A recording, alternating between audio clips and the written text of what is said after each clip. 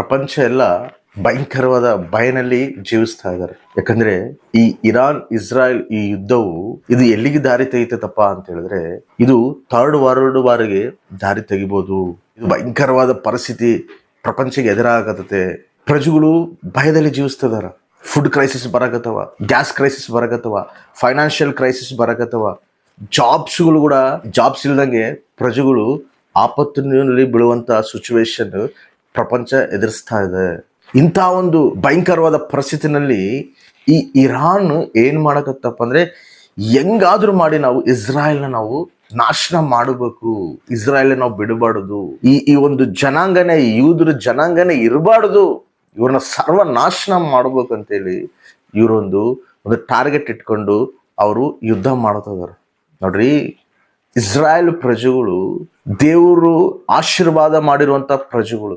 ಅಬ್ರಾಮ್ಗೆ ದೇವರು ಆಶೀರ್ವಾದ ಮಾಡೋಣ, ಅಬ್ರಾಮ್ ನಾನು ನಿನ್ನ ಸಂತತಿ ನಾನು ಆಶೀರ್ವದಿಸ್ತಿದ್ದೀನಿ, ನಿನ್ನ ಸಂತತಿ ಅನೇಕರಿಗೆ ಆಶೀರ್ವಾದಕರವಾಗಿ ಇರ್ತದೆ ಅಂತ ಹೇಳಿ ದೇವರು ವಾಗ್ದಾನ ಮಾಡೋಣ.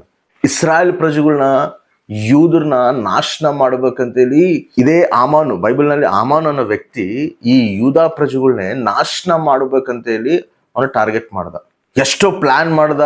ಮೊರ್ದಕೈನ ಸಾಯಿಸ್ಬೇಕಂತೇಳಿ ನೋಡ್ದ, ಯೂದರ್ನೆಲ್ಲಾದ್ರನ್ನ ಸಾಯಿಸ್ಬೇಕಂತ ರಾಜನ ಹತ್ರನೇ ಒಂದು ಚಟ್ಟವನ್ನು ಬರೆಸ್ಕೊಂಡು ಅದನ್ನ ಹಿಡ್ಕೊಂಡು ಹೆಂಗಾದ್ರೂ ಮಾಡಿ ಇವ್ರನ್ನ ನಾಶ ಮಾಡ್ಬೇಕಂತೇಳಿ ಪ್ರಯತ್ನ ಪಟ್ಟ. ಆದ್ರೆ ದೇವ್ರ ಏನ್ ಮಾಡ್ದ, ಆಮಾನನೇ ದೇವ್ರು ಉರಿ ಹಾಕಿ ಸಾಯಿಸ್ದ. ಯೂದರ್ನ ಇಸ್ರಾಯೇಲ್ ಪ್ರಜೆಗಳನ್ನ ದೇವ್ರು ಕಾಪಾಡ್ಕೊಂಬಂದ. ದೇವ್ರು ವಾಗ್ದಾನ ಮಾಡೋಣ, ಇಸ್ರಾಯೇಲ್ ಪ್ರಜೆಗಳನ್ನ ನಾನು ಕಾಪಾಡ್ತೀನಿ, ಅವ್ರಿಗೆ ನಾನು ದೇವರಾಗಿರ್ತೀನಿ, ನನಗೆ ಅವ್ರ ಪ್ರಜೆ ಆಗಿರ್ತಾರ ಅಂತೇಳಿ ವಾಕ್ಯ ಐತೆ. ಹಿಟ್ಲರ್ ಅಂತೋನೇ ಈ ಯೂದರ್ನ ಎಲ್ಲರನ್ನ ಟಾರ್ಗೆಟ್ ಮಾಡಿ ಈ ಯೂದ ಮತನೇ ಇರಬಾರ್ದು ಅಂತೇಳಿ ಹಿಟ್ಲರ್ ಅಂತಾನೆ ಟಾರ್ಗೆಟ್ ಮಾಡಿ ಯೂದರ್ ಮೇಲೆ ಯುದ್ಧ ಮಾಡ್ದ, ಭಯಂಕರವಾಗಿ ಯೂದರ್ನ ಸಾಯಿಸ್ದ. ಆದ್ರೂ ಆ ಯೂದ ಪ್ರಜೆನ ಸರ್ವನಾಶನ ಮಾಡಕ ಹಿಟ್ಲರ್ ಕೈಲೇ ಆಗಿಲ್ಲ, ಹಿಟ್ಲರೇ ಸತ್ತೋದ. ಆದ್ರೆ ಇವಾಗವರೆಗೂ ಕೂಡ ಯೂದರು ಆ ಇಸ್ರಾಯೇಲ್ ಪ್ರಜೆಗಳು ಪ್ರಪಂಚನ ಹಾಳತದಾರ. ಅದು ದೇವ್ರು ವಾಗ್ದಾನ ಮಾಡೋಣ ಅವ್ರಿಗೆ, ನಿಮ್ಲಿಂದ ಅನೇಕ ಸಂತತಿಗಳು ಆಶೀರ್ವಾದವಂತವ ಅಂತ ಹೇಳಿ. ಟೆಕ್ನಾಲಜಿ ಇವೆಲ್ಲವೂ ಎಲ್ಲಿಂದ ಬಂದವ? ಇಸ್ರಾಯೇಲ್ ಇದ್ದಾನೆ ಬಂದಿರೋದು. ಮೈಕ್ರೋಸಾಫ್ಟ್, ಅದೇ ರೀತಿಯಲ್ಲಿ ಈ ವ್ಯವಸಾಯ ಹೆಂಗ್ ಮಾಡ್ಬೇಕು ಇವೆಲ್ಲ ಎಲ್ಲಿದ್ದ ಬಂದಿದಾವ ಅಂದ್ರೆ ಇಸ್ರಾಯೇಲ್ ಇದ್ದಾನೆ ಬಂದಿರೋದು. ಇವಾಗ ನಾವು ಬೆಳಕು ನೋಡ್ತಿದೀವಿ ಅಂದ್ರೆ ಇಸ್ರಾಯೇಲ್ ಯೂದ್ರ ಕಂಡು ಹಿಡಿದಿರೋದು. ಇದು ಪ್ರಪಂಚಕ್ಕೆ ಒಂದು ಆಶೀರ್ವಾದಕರವಾಗಿ ಐತೆ, ಅದು ದೇವ್ರು ಮಾಡಿರೋ ವಾಗ್ದಾನ. ಅದನ್ನ ನಾಶನ ಮಾಡಬೇಕು ಅಂದ್ರೆ ಈ ರಾಜರು ಇವರು ಅವರೆಲ್ಲ ಏನ್ ಮಾಡಿದ್ರು ಕೂಡ ಆಗೋದಿಲ್ಲ, ಏನ್ ಪ್ರಯತ್ನ ಪಟ್ಟರು ಕೂಡ ಆಗೋದಿಲ್ಲ. ಇವಾಗ ಇರಾನ್ ಏನ್ ಪ್ರಯತ್ನ ಪಡೋದು ನಾಶನ ಮಾಡ್ಬೇಕಂತ ನೋಡ್ತಾನ, ಅದು ಅಸಾಧ್ಯ ಅವ್ರ ಕೈಲಿ. ದೇವರೇ ಇವ್ರನ್ನ ಒಂದಿನ ಅವ್ರ ಕೈಯಲ್ಲಿ ಕೊಡುವಂತ ದಿನ ಬರ್ತತೆ. ಅಲ್ಲಿವರೆಗೂ ಇವ್ರನ್ನ ಯಾರು ಏನ್ ಮಾಡಕ್ ಬರೋದಿಲ್ಲ. ಯಾಕಂದ್ರೆ ಅವಾಗ ಆಂಟಿ ಕ್ರೈಸ್ಟ್ ರೂಲ್ ಮಾಡ್ಬೇಕು ಅನ್ನೋ ಸಂದರ್ಭ ಬಂದಾಗ ಇವರೆಲ್ಲರೂ ಕೂಡ ಅಲ್ಲಿ ಸರೆಂಡರ್ ಆಗುವಂತ ಪರಿಸ್ಥಿತಿ ಬರ್ತತೆ. ಆವಾಗವರೆಗೂ ಈಗಿರೋ ಪರಿಸ್ಥಿತಿನಲ್ಲಿ ಯಾರು ಅವ್ರನ್ನ ಟಚ್ ಮಾಡಕ್ ಆಗೋದಿಲ್ಲ, ಯಾರು ಅವ್ರನ್ನ ನಾಶನ ಮಾಡಕ್ ಆಗೋದಿಲ್ಲ. ನೋಡ್ರಿ, 1948 ಅವ್ರಿಗೆ ಸ್ವಾತಂತ್ರ್ಯ ಬಂತು. ಸ್ವಾತಂತ್ರ್ಯ ಬಂದು 6 ಮಂತ್ಸ್ಗೆಲ್ಲ ಅವ್ರ ಮೇಲೆ ಯುದ್ಧ ಮಾಡ್ಯಾರ. 6 ದೇಶಗಳು ಒಂದಾಗಿ ಯುದ್ಧ ಮಾಡ್ಯಾರ. ಆದ್ರೂ ಕೂಡ ಅವ್ರನ್ನ ಸೋಲ್ಸೋಕ್ ಆಗಿಲ್ಲ, ಅವ್ರ ಅದನ್ನ ಜಯಿಸ್ಯಾರ. ಯಾಕಂದ್ರೆ ದೇವ್ರ ಅವ್ರ ಪಕ್ಷ ನಿಂತು ಯುದ್ಧ ಮಾಡಿದಾನೆ. ಇವಾಗ ಕೂಡ ಅವ್ರ ಪಕ್ಷ ದೇವ್ರ ನಿಂತಾನೆ ಯುದ್ಧ ಮಾಡೋದು. ಇವಾಗ ಈ ಇರಾನ್ ಇವ್ರ ಮೇಲೆ ಯುದ್ಧ ಮಾಡಕತ್ತಾರಲ್ಲ, ಈ ಇರಾನ್ ನಲ್ಲಿ ಏನಾಗಿದೆ ಅಂದ್ರೆ ಈ ಇಸ್ರಾಯೇಲ್ ಅವರು ಒಂದು ಬಾಂಬ್ ಹಾಕಿದಾರ. ಆ ಬಾಂಬ್ ಸೀದಾ ಹೋಗಿ ಅವ್ರ ಆಯಿಲ್ ಇದು ಮಾಡ್ತಿದ್ರಲ್ಲ, ಪ್ರೊಡ್ಯೂಸ್ ಮಾಡ್ತಿದ್ರ, ಅದ್ರ ಮೇಲೆ ಹೋಗಿ ಬಾಂಬ್ ಹಾಕಿದಾರೆ. ಆ ಆಯಿಲ್ ಎಲ್ಲ ಬ್ಲಾಸ್ಟ್ ಆಗಿ ಅದು ಹೊಗೆ ರೂಪನಲ್ಲಿ ಎಲ್ಲ ಹೋಗಿ ಆಕಾಶದಲ್ಲಿ ತುಂಬೈತೆ. ತುಂಬ ಏನಾಗೈತೆ, ಆಕಾಶದಲ್ಲಿದ್ದ ಆಸಿಡ್ ಮಳೆ ಬರಕತ್ತದಂತ. ಎಲ್ಲಿ? ಇರಾನ್ ನಲ್ಲಿ ಆಸಿಡ್ ಮಳೆ ಬರಕತ್ತೈತೆ. ಇವ್ರು ಡೈರೆಕ್ಟ್ ಹೋಗಿ ಆ ಆಯಿಲ್ ಇದ್ರ ಮೇಲೆ ಹೋಗಿ ಬಾಂಬ್ ಹಾಕಿದಾರ. ಅದೆಲ್ಲ ಮೇಲೆ ಹೋಗಿ ಮೇಲಿದ್ದ ಆಸಿಡ್ ಮಳೆ ಬರಕತ್ತೆ, ಕೆಳಗೆಲ್ಲ ಡ್ರೈನೇಜ್ನಾಗೆಲ್ಲ ಅದನ್ನ ಹೋಗಿ ಡ್ರೈನೇಜ್ನಾಗಿದ್ದ ಬೆಂಕಿ ಬರಕತ್ತ ಅಂತ. ಅಲ್ಲಿರೋ ಪ್ರಜೆಗಳು ಆ ಆಸಿಡ್ ಮಳೆಗೆ ಯಾರು ತಡ್ಕೊಳಕ್ ಆಗ್ತದ? ಅಲ್ಲಿದ್ದ ಓಡಿ ಹೋಗ್ತದಾರ. ಈ ರೀತಿಯಾಗಿ ಬೈಬಲ್ ಕೂಡ ನಡೆದೈತೆ. ಆಕಾಶದಲ್ಲಿದ್ದ ಅಗ್ನಿನ ದೇವರು ಸೊದೋಮ ಗೊಮೋರ ಪಟ್ಟಣ ಮೇಲೆ ಹಾಕ್ತಾನ. ಅಲ್ಲಿರೋ ಪ್ರಜೆಗಳೆಲ್ಲ ನಾಶನ ಆಗ್ತಾರ. ಲೋತು ಕುಟುಂಬ ಎಲ್ಲ ಹೊರಗೆ ಬರ್ತಾರ. ಅದೇ ರೀತಿಯಲ್ಲಿ ಇಸ್ರಾಯೇಲ್ ಪ್ರಜೆಗಳು ಐಗುಪ್ತ ದೇಶದಲ್ಲಿದ್ದ ಮೋಶೆ ವಾಪಸ್ ಕರ್ಕೊಂಬರೋ ಸಮಯದಲ್ಲಿ ಫರೋ ರಾಜು ಏನ್ ಮಾಡ್ತಾನ, ನಾನು ಕಳಿಸದಿಲ್ಲ ಅಂತ ಹೇಳ್ತಾನ. ಅವಾಗ ಏನ್ ಮಾಡ್ತಾನ ದೇವರು, ಆನೆಕಲ್ಲು ಮಳೆಗಳು ಕಳಿಸ್ತಾನ ಭಯಂಕರವಾಗಿ. ಅವಾಗ ಆ ರಾಜನ ಹೇಳ್ತಾನ, ಇಲ್ಲಪ್ಪ ನೀನ್ ಕರ್ಕೊಂಡು ಹೋಗು, ಆಣೆಕಲ್ಲು ಮಳೆಗಳು ಬರಕತ್ತವ, ಪ್ರಾಣ ನಷ್ಟ ಆಗ್ತದೆ ಅಂತೇಳಿ ಭಯಬಿದ್ದು ಬಿಡ್ತಾನ. ಭಯಬಿದ್ದು ಇಸ್ರಾಯೇಲ್ ಪ್ರಜೆಗಳು ಕಳಿಸ್ತಾನ. ಆ ರೀತಿಯಾಗಿ ದೇವರು ಇಲ್ಲಿ ಕೂಡ ಏನ್ ಮಾಡ್ತಾನಂದ್ರೆ, ಇವ್ರಿಗೆ ಏನಾಗತ್ತಂದ್ರೆ ಆಸಿಡ್ ಮಳೆ ಇವ್ರ ಹತ್ರ ಬೆಳಕತ್ತತೆ. ಅಲ್ಲಿರೋ ಪ್ರಜೆಗಳು ದೂರ ಓಡೋಗ್ತಾರ. ಅದು ಏನಾಗತ್ತಂದ್ರೆ ಆಸಿಡ್ ಮಳೆ, ಆ ಮೇಘಗಳು ಬೇರೆ ಬೇರೆ ದೇಶಗಳು ಕೂಡ ಅದು ಬಂದು ಬೇರೆ ಬೇರೆ ದೇಶದಲ್ಲೂ ಕೂಡ ಆಸಿಡ್ ಮಳೆ ಬರುವಂತ ಚಾನ್ಸಸ್ ಇದಾವಂತೇಳಿ ಸೈಂಟಿಸ್ಟ್ಗಳು ಹೇಳ್ತಿದಾರ. ನೋಡ್ರಿ, ಪ್ರಪಂಚ ಎಲ್ಲ ನೋಡ್ತಿದ್ರೆ ಭಯಂಕರವಾದ ಪರಿಸ್ಥಿತಿ, ಪ್ರಾಣಗಳು ಕಾಪಾಡ್ಕೊಳ್ಳುವಂಥ ಪರಿಸ್ಥಿತಿ, ಆಹಾರ ಇಲ್ಲದೆ ಪ್ರಜೆಗಳು ಅಲ್ಲಾಡುವಂಥ ಪರಿಸ್ಥಿತಿ, ಇವೆಲ್ಲ ಯಾಕೆ ನಡೀತದಪ್ಪ ಅಂತ ಹೇಳಿದ್ರೆ ದೇವರು ಬರುವುದು ಬಹು ಸಮೀಪವಾಗೈತೆ. ಯೇಸು ಸ್ವಾಮಿ ಅತಿ ಬೇಗನೆ ಬರ್ತದನ. ಇದು ಪ್ರವಚನ ಪೂರ್ವಕವಾಗಿ ಬೈಬಲ್ ಏನು ಹೇಳಿದನೋ ಅದೇ ಪ್ರಕಾರನೇ ಪ್ರಪಂಚದಲ್ಲಿ ನಡೀತಿದೆ. ಇವಾಗ ನಾವು ಏನು ಮಾಡಬೇಕು ಅಂದರೆ ಸಿದ್ಧರಾಗಬೇಕು. ಇನ್ನು ಲೋಕದಲ್ಲಿ ನಾವೇನೋ ಸಾಧಿಸ್ಕೋಬೇಕು, ಏನೋ ಕಟ್ಕೋಬೇಕು, ಏನೋ ಮಾಡ್ಕೋಬೇಕು, ಅವೆಲ್ಲ ಆಲೋಚನೆಗಳು ಬಿಡಬೇಕಿನ್ನ.